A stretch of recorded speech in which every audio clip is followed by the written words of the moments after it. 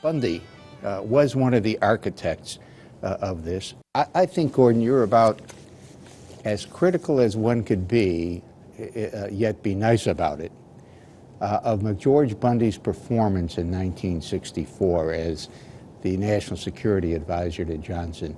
Would you please elaborate on what you think he didn't do that he should have used the year 1994 to do? There was no decision on Vietnam in 1964 to escalate. There was no decision in 1964 to resolve. There was very little fertility of imagination about what we would do and when we would do it if we stayed. There was a discussion of and rejection of the possibility of neutralization, which is what happened in Laos. The large powers convened and made a formal agreement to neutralize Laos. It would neither be a Western nor a communist state. It would be neutral.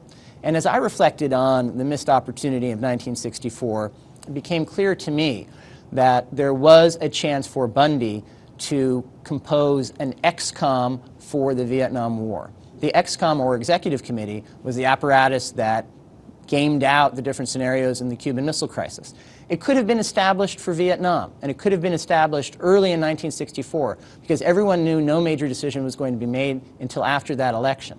And it could have tested every assumption about escalation. It could have tested the viability of any conceivable American military strategy. It could have been used to rigorously examine whether bombing would work. It could have been used as a laboratory to develop really seriously developed scenarios for the president to examine after the election when he would have to make decisions about Vietnam. But that opportunity wasn't grasped, and I think it was a missed opportunity. They never considered, did they, how many American soldiers it might take? It's fascinating. When the ultimate decisions were made, they were made in a series of ad hoc troop escalations. There was not a probing study of what it would take to win in South Vietnam. But there were studies of what would happen with bombing, and there were studies of what would happen with the so-called domino theory. And both of those studies took senior decision makers in the opposite direction of their basic assumptions. In 1964, there were two military exercises conducted. One was called Sigma 1, and the other was called Sigma 2. These were simulations of what would happen if the United States initiated a strategic bombing campaign against North Vietnam. The assumption at that point was that you could coerce the government in Hanoi to stop supporting the insurgency in the South. And the assumption was that bombing was the means to do it. But these war games showed clearly that the opposite result would occur. Rather than diminishing the will of Hanoi, this would harden their will. Rather than diminishing the strength of the insurgency, this would propel it. This would enlarge it. Sigma 2, the second of these war games, was one in which Bundy himself participated as one of the most senior civilian leaders to examine how bombing would play out. It was a simulation supervised by the head of the social science department at West Point. It was really serious business. And the results were, in essence, ignored. There was also an intelligence finding in 1964 that was subsequently known as the death of the domino theory memorandum, because it tested the premises of the domino theory, the expectation that if we lost in South Vietnam, that the entire region of Southeast Asia would fall under communist control. And it disputed those findings. That wasn't examined. Would it be fair to say, Gordon, that these guys just didn't want to hear it? That they just didn't want to hear, they didn't want to take account of the Sigma studies, the death of the domino theory study, which I had not known about before, the study showing that bombing would harden the North Vietnamese resolve. They just didn't want to hear it. They had, I mean, the question I'm asking is, it's got sort of has two parts. One, is it true they just didn't want to hear it? And two, if they just didn't want to hear it, was it partly because the country was the country in general and they in particular we're in the midst of the Cold War psychosis where we just have to fight them all the time, everywhere?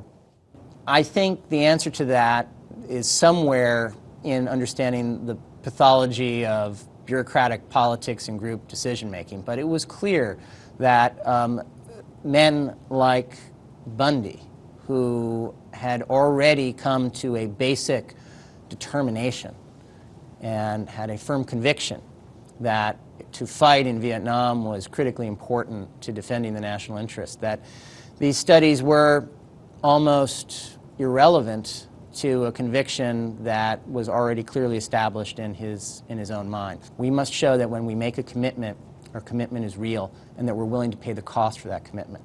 So to preserve that credibility, Bundy was prepared to fight a war that he didn't necessarily think we could win, to fight a war that he didn't necessarily think was in American interest, but to even send in, as you alluded to earlier in our conversation, send in 100,000 men and lose, because the outcome would be marginally better to show that we were prepared to pay the cost.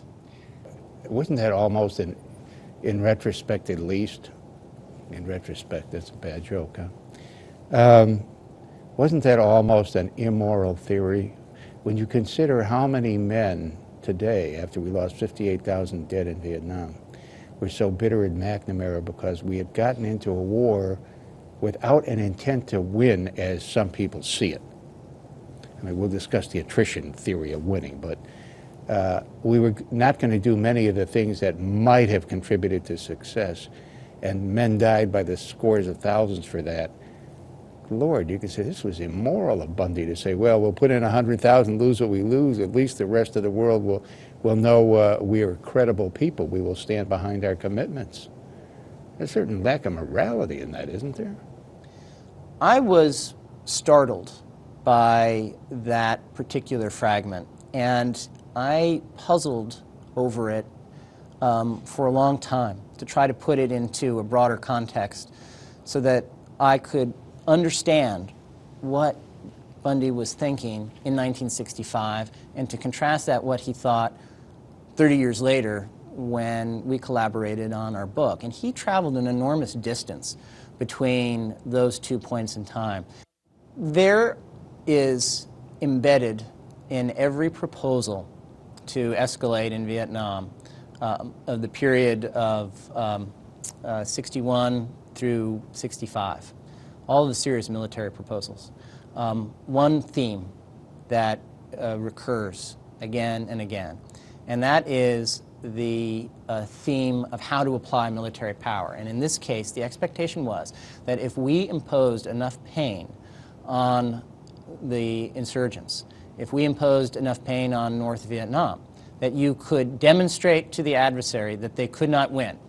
And only then, when they saw that they could not win and that a terrible price would be imposed upon them, then a diplomatic negotiation would be possible. And that was the expectation. Coerce the adversary to the negotiating table and then cut a deal on terms favorable to the United States. That was the expectation as it is encapsulated in the various proposals to send in ground combat forces and, prior to that, to initiate strategic bombing. And it was an utterly misguided assumption. But it was the assumption that drove so many of the decisions. Now, I think in the book you point out that was an unexamined assumption. At least I would say, having lived through this, I thought it was an unexamined assumption because at the time we thought, I have to say, very much like in 2003 and 4 and 5, that American military power was so great as to be irresistible. And if we just ratchet it up, sooner or later, Ho will get the word. You know, one thing I have to say for Johnson, I didn't know, and believe me, I don't want to say anything for Johnson, but I learned in your book, I had not known this before, that Johnson understood, apparently from the get-go, that Ho Chi Minh was not going to be dissuaded by bombing, which is why Johnson, unlike Kennedy, or at least it's one reason why Johnson, unlike Kennedy, favored a ground war and decided to Americanize the war in 1965. How do you think Johnson came to the conclusion? How was he shrewd enough when none of all these brilliant advisors, I mean, we talked about how brilliant Bundy, the preeminent intellectual of his generation, and I would say that Robert McNamara had to give him a good run for the money because he's a brilliant man.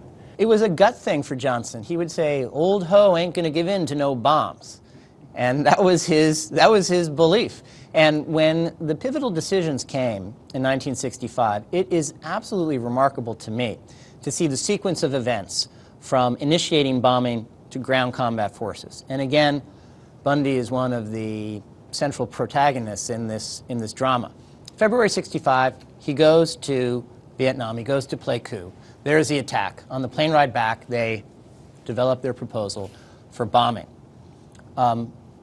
The proposal for bombing does not anticipate the added need for base security to protect the military installations from which airstrikes would be launched. These would obviously become very high-value military targets, and they would need to be reinforced, and they would need to be reinforced with ground combat forces. Bundy's proposal is silent on this. General William Westmoreland... Do you think he even realized this?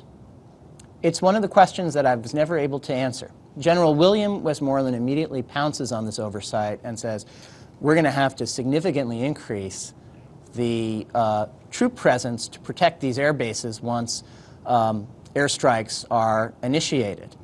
And there is an intense and angry debate between Westmoreland, who's the top military commander, and General Max Taylor, who had been Kennedy's private military advisor and had been sent to South Vietnam as ambassador. And it's remarkable to read how prescient Taylor was. He says to Bundy and to the president, don't do this.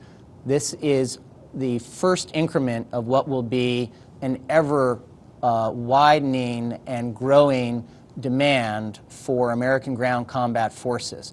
That if you cross that line, you'll never go back. Don't do it. This has been our policy all along to not deploy ground combat forces. We can't break that policy here. And you got to protect the people who are protecting the base, and pretty soon you go out and you're searching. And you expand the perimeter, and you liberalize the rules of engagement, and all of a sudden you've got a ground war on your hands. Do you think this is what, or is this what Halberstam meant in The Best and the Brightest? I think it was, but somewhere where he said, and you quote him or discuss him, once you start listening to the military, once you start combat, the military's idea will take over because it's just a matter of logic. If you're going to have an air base, you got to protect it. If you're going to have people protecting the perimeter, you got to protect them, and so on and so forth. But I mean, this is an example of what Halberstam was talking about, isn't it? I think it is, and it also underscores how military conditions themselves will dictate what your strategy will be rather than how your strategy is going to define military conditions. And you know what, one can't avoid wondering whether we're doing the same thing in Afghanistan today, because now that conventional warfare has failed in Afghanistan, on the day that we're taping this, which is, I don't know, what is this, May 12th? Now we're gonna change our strategy. We've got we put in a new general. We're gonna do more of the anti-guerrilla warfare type thing, and you just can't help wondering whether Obama, like Johnson before him and Kennedy too, perhaps, is temporizing, and is listening to ideas which are just going to suck us in further and further.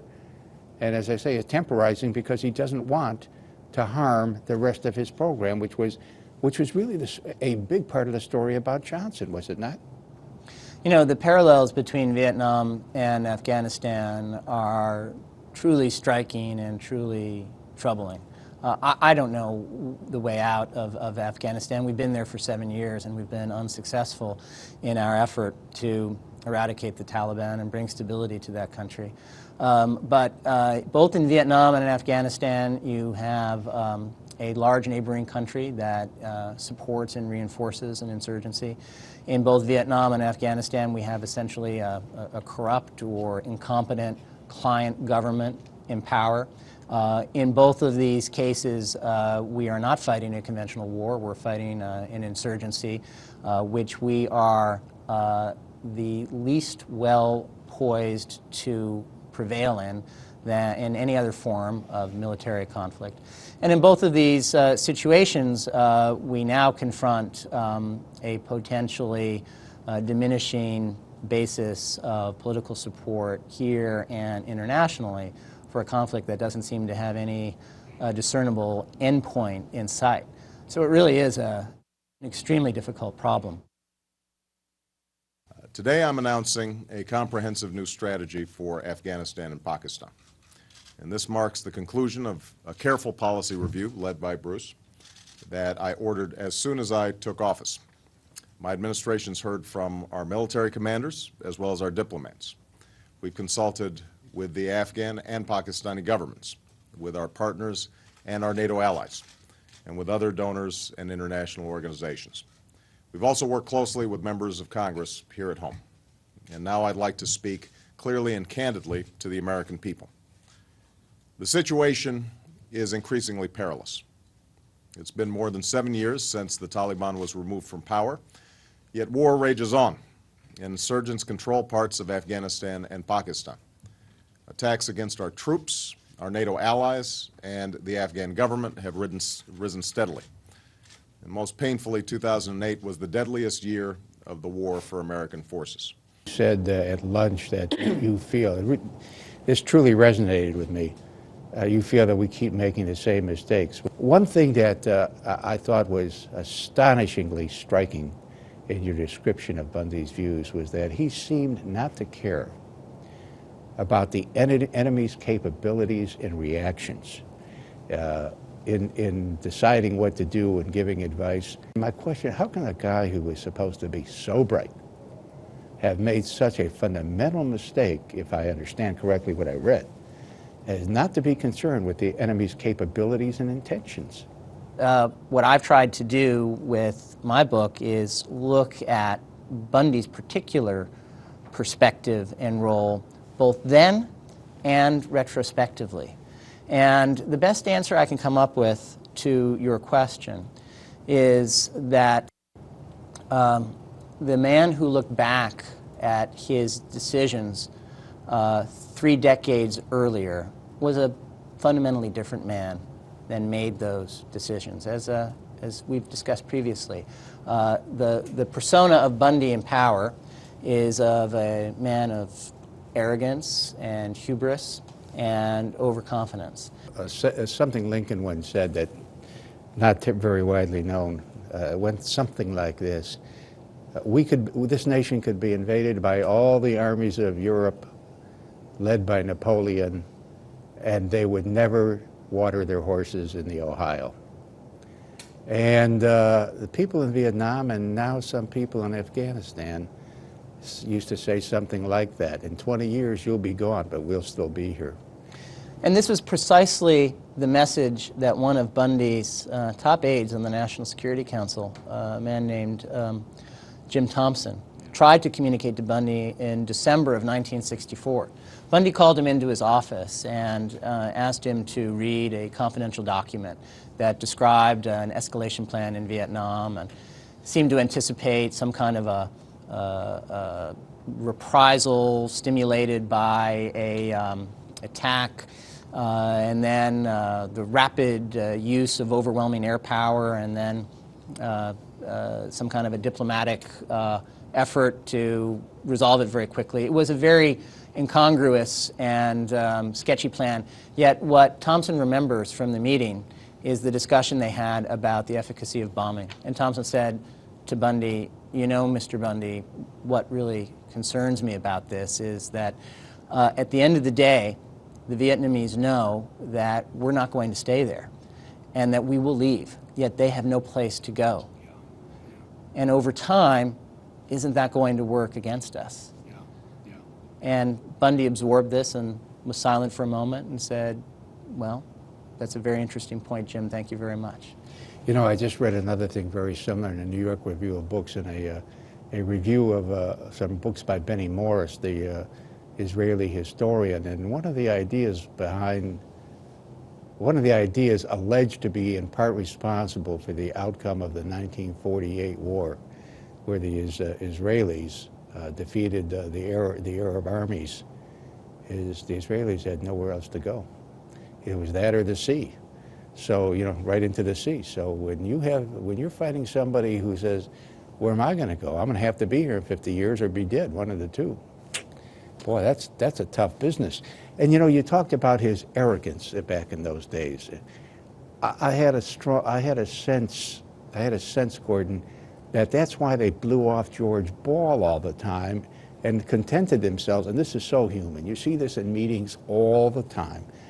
You content yourself with destroying the other guy's argument, never considering whether your argument may be worth a darn.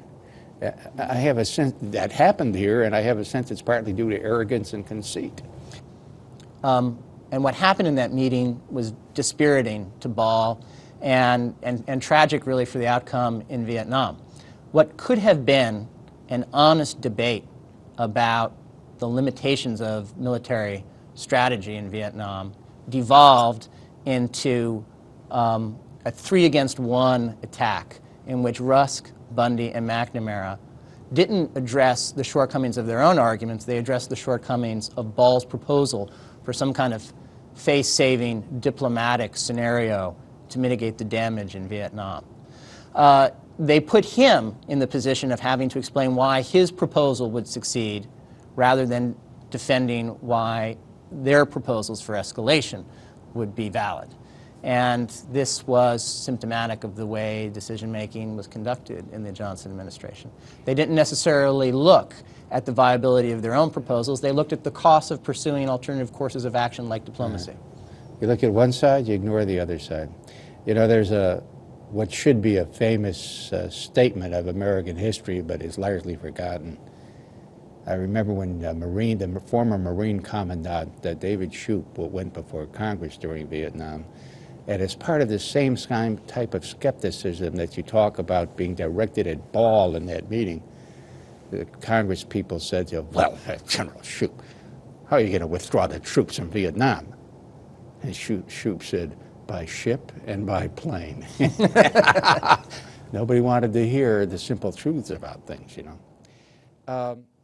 When those people were attacking Ball, I take it that in that meeting, I take it that then and really not for years afterwards, if ever during the war itself, did we realize that we had consigned ourselves, because of the limitations we placed on ourselves, to a war of attrition. Which I'd like you to elaborate. I will say that I know of no time in American history, except Grant's overland campaign, where the enemy was already on the ropes pretty much, or was ripe to be put on the ropes. I think that's the sole exception I know of where America won a campaign of attrition. This was a war of attrition, as you describe it, which, of course, we're going to lose a war of attrition, given our view about humanity and the sanctity of life and the fact we're fighting 10,000 miles away. But maybe you could explain why it became, or what made it a war of attrition. The consequence of fighting a war of attrition, a series of skirmishes with small numbers of men rather than large fixed campaigns and fixed battles, was that over time we did grind down the enemy's capacities. We did grind down their numbers.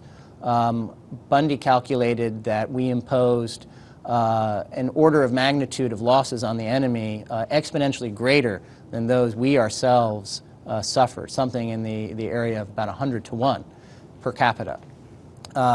Yet the irony is, rather than the adversary quitting the field of battle, exhausted because of this attrition, we were the ones who quit the field of battle after years of combat, exhausted by a war of attrition. It is my understanding that to fight a war that was not a war of attrition, we would have to invade North Vietnam and go to Hanoi.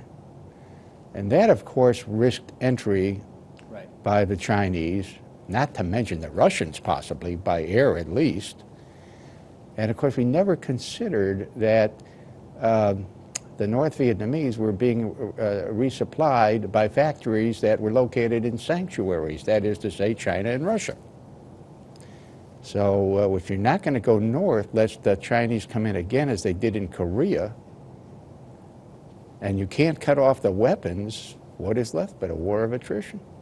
And this is something that needed to be gamed out and clearly articulated for the benefit of the president and his top advisors when they decided to escalate in 1965, because it was a clearly obvious scenario that we would confront.